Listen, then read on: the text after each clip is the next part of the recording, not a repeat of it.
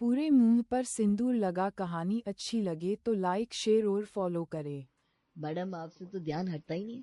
मैं सोच रहा था कॉलेज तो खत्म होने वाला है, अब आगे प्लान करते हैं क्या करना है। जो भी करना है साथ रहकर करेंगे। हो, मतलब शादी वादी का प्लान है? हाँ रिया, मजाक नहीं कर रहा हूँ। मैं सच में चाहता हूँ कि तुम मेरी जिंदगी का हिस्सा बन जाओ। अरे लेकिन अभी तो पढ़ाई चल रही है ना, जॉब भी तो नहीं लगी है। अरे जॉब लग जाएगी, मेरा तो प्लेसमेंट हो ही गया है। और शादी के कुछ दिन बाद तुम भी जॉब के लिए अप्लाई कर देना। सच बोलूं, मैं भी यही चाहती हूँ कि हम दोनों साथ हों, लेकिन तुम्हारे घर वाले, तुम्हारी मम्मी मानेगी? देखो घर में मेरी मम्मी की ही चलती है, अगर वो हाँ कर देगी तो सब हो जाएगा। और अगर ना कर दी तो? अरे पागल, मम्मी तुम्हें ना नहीं करेगी। बस तुम मम्मी के सामने मैं जैसा बोलूं वैसा करना। क्या? मेरी मम्मी ना थोड़ी अलग टाइप की है। उनके हिसाब से परफेक्ट बहू वही है जिसे सब आता हो। घर का काम, साड़ी पहनना, सिंदूर लगाना, पूजा करना, मतलब पूरी संस्कारी घरेलू लड़की। ओ माय गॉड, फिर तो मैं फेल ही हो जाऊंगी। अरे तुम चिंता मत करो, तुम बस याद रखना जब मम्मी कुछ पूछे बस हाँ हाँ बोलना है, फिर सब ठीक हो जाएगा। और मुझे सच में बहुत टेंशन हो रही है। अगर आंटी को बाद में पता चला कि मुझे कुछ भी ठीक से नहीं आता तो?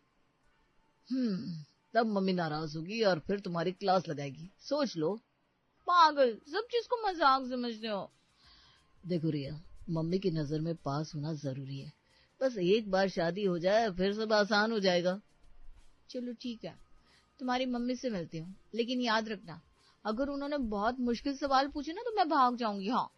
अरे उसकी जरूरत ही नहीं पड़ेगी, चलो मम्मी के पास चलते हैं। और इस तरह दोनों कॉलेज कैंटीन से निकलकर आरव के घर की ओर चल दिए। थोड़ी देर में दोनों घर पहुंचे। मम्मी, ये रिया है, मैंने बताया था ना आपको इसके बारे में। हाँ हाँ, समझ गई। ये वही रिया है ना जिसे तू पसंद करता है। आ बेटा बैठ। हाँ मम्मी। नमस्ते आंटी जी। नमस्ते बेटा। और अपने बारे में कुछ बताओ बेटा, घर के सारे काम कर लेती हो ना? जी हाँ आंटी जी। देखो बेटा, शादी के बाद ना हर औरत को 16 श्रृंगार करके रहना चाहिए, ये सब तो तुम्हें पता ही होगा। अब जी हाँ आंटी जी, जानती हूँ। हाय कितनी प्यारी है ये रिया, मेरी हर बात पर ये हाँ ही बोल रही है। कितनी गुनी है, संस्कारी लड़की लगती है। बेटा मुझे रिया बहुत पसंद है, इसके मम्मी पापा से बात करके तेरी और रिया की शादी फिक्स कर देते हैं। Thank you mummy. रिया, मैंने कहा था ना तुम मम्मी को बहुत पसंद आओगी। सरला को रिया बहुत अच्छी लगी। कॉलेज खत्म होने के बाद रिया की शादी आरव से होगी। रिया अब सरला के घर की बहू थी। अगले दिन रिया तैयार होकर आई, तभी सरला ने कहा, कैसे कपड़े पहने हैं तुमने बेटा? मतलब तुम्हारी अभी नई नई शादी हुई है, लोग क्या कहेंगे तुम्हें देखकर? मतलब मम्मी जी, मैं समझी नहीं। मुझे ये ड्रेस कंफर्टेबल लगी तो मैंने पहन ली, दुपट्टा भी वेयर किया है मम्मी जी, फिर क्या प्रॉब्लम है? ना ना बेटा, वो बात नहीं है। अब देख, पड़ोस वाली जो मीनू आंटी है ना, उनकी बहू जब नई नई शादी होकर आई थी, इतना भारी भारी साड़ी सूट पहनती थी, क्या बताऊं, एकदम नई नवेली दुल्हन लगती थी। बेटा नई नई शादी में कुछ दिन ऐसे ही रहना चाहिए। पर मम्मी जी, भारी साड़ी सूट इन सब में मैं कंफर्टेबल नहीं हो पाऊंगी, फिर काम कैसे करूंगी? अरे बेटा सब हो जाता है, हमारे जमाने में तो हम ऐसे ही भारी भारी कपड़े पहन के सारे काम करते थे, ऊपर से हमारे तो घूंघट भी हुआ करता था। थोड़े दिन भारी कपड़े पहन लो, वरना मोहल्ले वाले क्या कहेंगे। जा बेटा ठीक से तैयार होकर आ, फिर नाश्ता बनाना। रिया गुस्से में अपने कमरे में गई और तैयार होने लगी। उसे देखकर आरव ने कहा, अरे क्या हुआ रिया रानी, अभी अभी तो तुम बाहर गई थी, फिर से रेडी हो रही हो? मम्मी जी ने कहा है भारी साड़ी पहन कर आओ, इसमें बहू जैसी नहीं लगती मैं उनको। छूकर देखो ना ये साड़ी, ये भारी ठीक है, और दो चार पत्थर बांध लो क्या इससे? अरे यार गुस्सा क्यों होती हो, इतने अच्छे कपड़े तो आए तुम्हारे पास, वो पहन लो। कुछ दिन की बात है, फिर तो कोई कुछ नहीं बोलेगा। मुझे ना तुमसे बात ही नहीं करनी, तुम बस मम्मी जी की साड़ी ले रहे हो। तुम्हें पता है इतनी हैवी साड़ी पहनकर मुझे किचन में भी जाना है और पूरा दिन पहनकर रखनी है, नहीं तो मोहल्ले वाले क्या सोचेंगे भाई। क्या, तुम फ्रेश होकर आओ, मैं भारी साड़ी पहनकर बाहर जाती हूँ। अब रिया ने जैसे तैसे हैवी वर्क वाली साड़ी पहनी और किचन में जाकर नाश्ता बनाया। अगले दिन रिया झाड़ू लगा रही थी, तभी लीला आई। माँ जी, ओ माँ जी, ये प्रेस के कपड़े हैं, तनी गिन के ले लीजिए। ला दे कपड़े। और हाँ, आरव की शादी के बाद तू अब आ रही है, बहुत सारे कपड़े हैं प्रेस करने के लिए, लेकर जाना। अच्छा, अरे भैया की तो शादी हो गई, ये जो सफाई कर रही है यही है क्या आपकी बहू? हाँ, ये मेरी बहू रिया है। रिया यहाँ आ बेटा। जी मम्मी जी। ये तो बहू कम बिटिया ज्यादा लागत है, न बिंदी दिखाई देते न सिंदूर, पर सब आजकल का फैशन बा। देख रिया, लीला ने कैसे बीच की मांग निकाल कर पूरा सिंदूर भर रखा है, ऐसे ही सिंदूर भरा कर। हाँ रिया जी, सिंदूर जितने अच्छे से लगाया जाता है, पति की उम्र उतनी ही लंबी होती है। हमको देखो इतने साल हो गए हमारी शादी को, पर हम आज भी इतना गहरा सिंदूर लगावत है। हाँ लीला, यही तो एक औरत का गहना है। देख तू कितनी सुंदर लग रही है। रिया, लीला के चेहरे की चमक तो देख, सिंदूर और बिंदी से दुगनी हो गई है। तू भी लगाया कर बेटा। ओफो, एक तो मम्मी जी ऐसे ही मेरे पीछे पड़ी रहती हैं, ऊपर से ये लीला। अरे प्रेस के कपड़े लेने आई है तो लेकर जाना, फालतू में मेरी जिंदगी में आग क्यों लगा रही है। मम्मी जी को यहाँ से किसी बहाने से हटाती हूँ, फिर इस लीला को देखती हूँ मैं। रिया भौजी, थोड़ा आरो भैया का ख्याल रखा कीजिए, सिंदूर लगाने से आपका फैशन कम नहीं हो जाएगा। देखे हमारी तरह ऐसा लंबा सिंदूर भरा कीजिए। मम्मी जी आपके फोन में रिंग हो रही है, शायद दीदी का फोन होगा। अरे हाँ, फोन तो मैं अपने कमरे में ही भूल गई। अच्छा तू लीला को प्रेस के कपड़े दे दे, मैं जरा फोन पर बात करके आती हूँ। सिंदूर लगाना बेटा अच्छे से। ये बोलकर सरला अपने कमरे में चली गई। तब रिया ने लीला से कहा, देखो लीला, तुम यहाँ प्रेस के कपड़े लेने और देने आती हो ना, तो वही क्या करो। किसी के घर में आग लगाने की कोशिश की ना तो मुझसे बुरा कोई नहीं होगा। आगे से ज्यादा मेरी सास के सामने चू चप्पड़ की ना तो यहाँ से तुम्हारा हुक्का पानी ही बंद करवा दूंगी। एक तो मेरी जिंदगी वैसे ही झंडू रखी है, ऊपर से एक ये आई है आग लगाने। अरे भाऊजी नाराज मत होइए, हम तो बस ऐसे ही बात कर रहे थे। आपको ना ही पसंद तो आगे से ना ही करेंगे। लाइए प्रेस के कपड़े दीजिए, फिर हम जाते हैं, बहुत काम है हमका। ये लो कपड़े, 5 पैंट है, 3 शर्ट है और 8 साड़ियाँ, सब सही से प्रेस करके देना। जाओ अब। हाँ हाँ जाते हैं, राम राम। लीला ने अब प्रेस के कपड़े लिए और चुपचाप वहां से चलती बनी।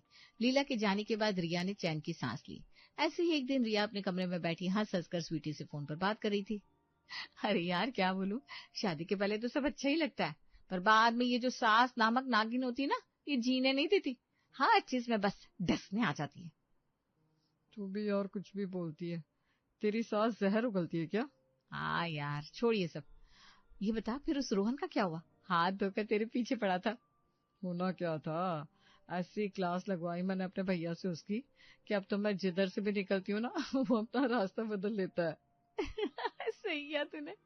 चल तेरा पीछा तो छूटा उस रोहन के बच्चे से, अब अमित और तेरे झगड़े नहीं होंगे। और बता, अमित को कब मिलवा रही है तो अपने घर वालों से? अरे यार मिलवाना तो है, पर डर लग रहा है कहीं उस कार्टून को देखकर घर वालों ने रिजेक्ट कर दिया तो। तू भी ना यार बहुत फनी है, जिससे प्यार करती है उसे कार्टून बोल रही है। भाई वाह क्या बात है। अब जिसकी शक्ल जैसी होगी उसे वैसा ही बोलूंगी ना। रिया और स्वीटी बातें कर रहे थे, तभी सरला रिया के रूम में आई। बेटा इतनी जोर जोर से तुम्हारे रूम से आवाजें आ रही है हंसने की, पूरा घर गूंज उठा है। अच्छा नहीं लगता ना? किससे बात कर रही हो ऐसे?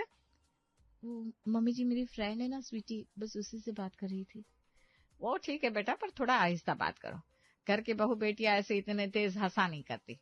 चक्रधरपुर वाले चाचा जी है ना, उनकी बहू हेमा, मैंने तो आज तक उसकी आवाज ही नहीं सुनी। बोलो।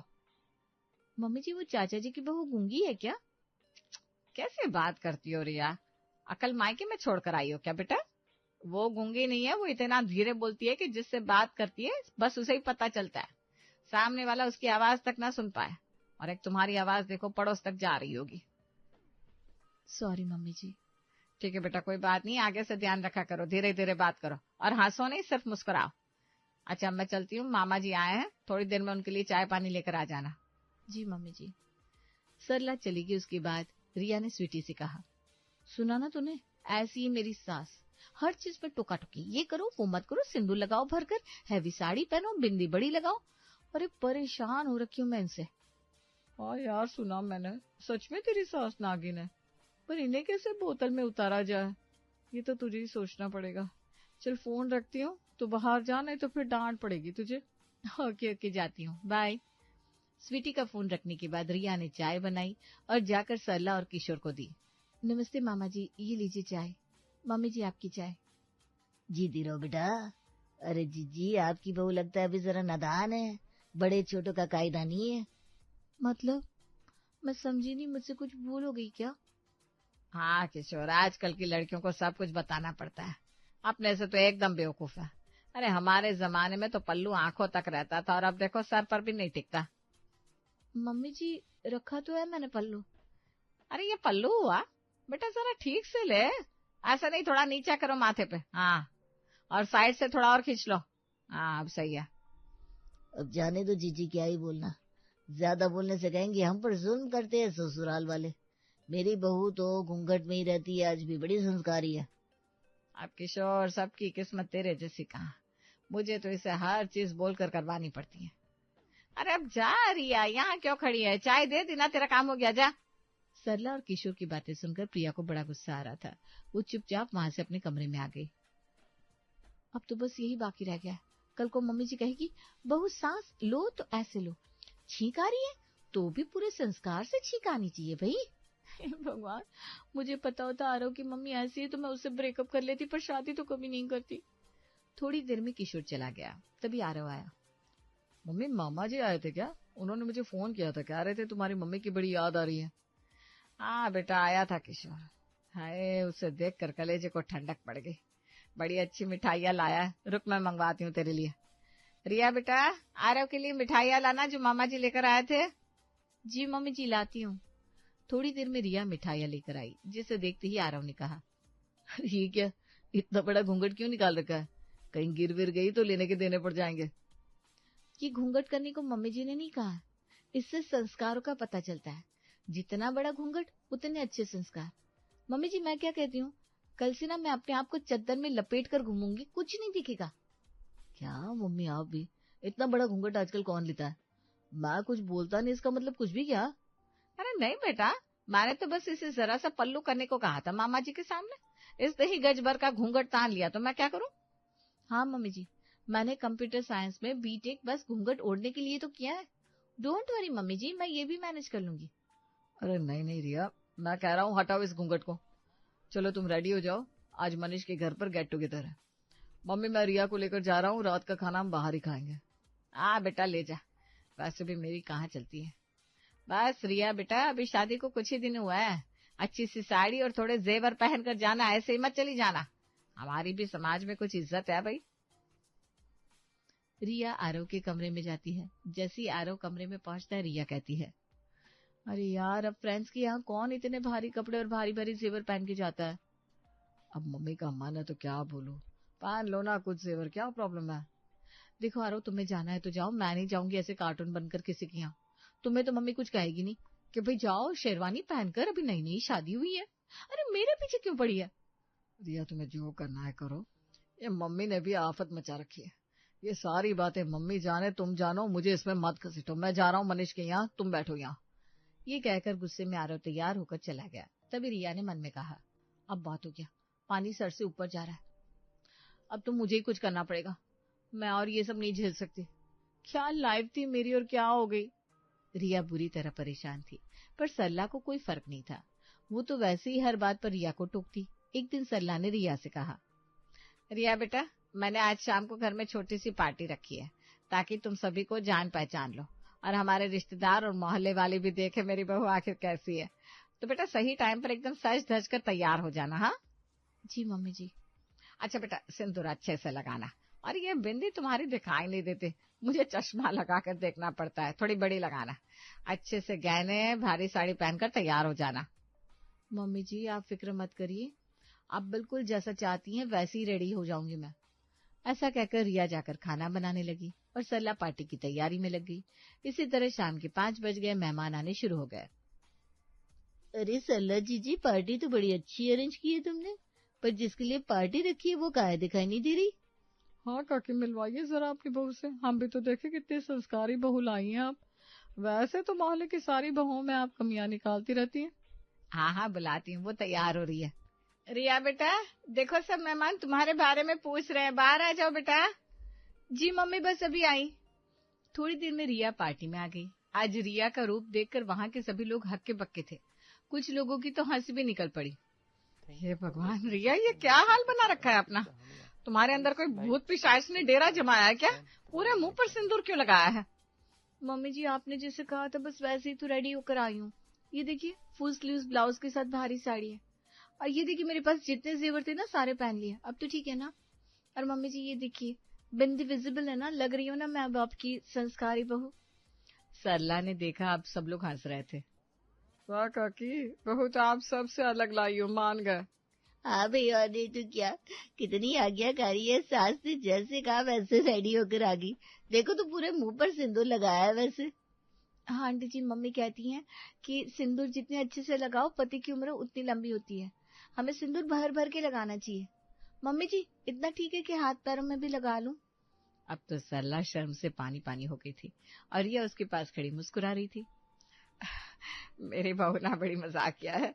रिया बेटा तू जैसे तैयार होती है ना वैसे होकर आ जा। अब से मैं तुझसे कुछ नहीं कहूंगी, बस तुझे जैसे रहना है वैसे रहना, तुझे जो करना है वो करना। पर बेटा अभी ये सब उतार दे, मैं तेरे हाथ जोड़ती हूँ। और सिंदूर तेरा मन हो तो लगा, ना मन हो तो मत लगा। ठीक है मम्मी जी, मैं अभी आती हूँ। रिया थोड़ी देर में तैयार होकर पार्टी में आ गई। अब रिया बहुत सुंदर लग रही थी।